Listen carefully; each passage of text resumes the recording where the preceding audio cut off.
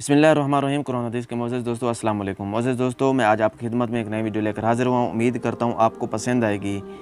معزز دوستو، آج میں آپ کو بتاؤں گا مسلمان سائنسدانوں کے حیرت انگیز انجام کے بارے میں۔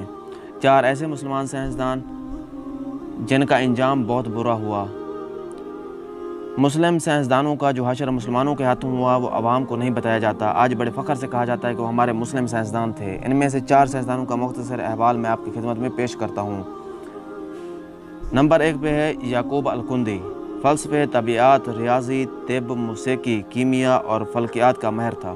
الکندی کے فکر مخالف خلیفہ کو اقتدار ملا تو ملا کو خوش کرنے کے خاطر الکندی کا کتب خانہ ضبط کر کے اس کو 60 برس کی عمر میں سریعام کوڑے مارے گئے۔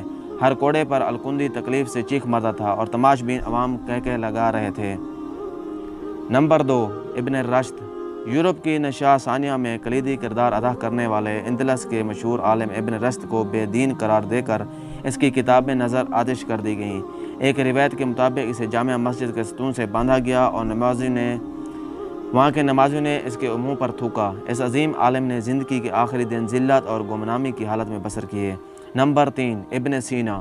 جدید طب کے بانی ابن سینا کو بھی گمراہی کا مرتکب اور مرتد قرار دیا گیا۔ مختلف حکمران اس کے تعاقب میں رہے اور وہ جان بچا کر چھپتا پھرتا رہا۔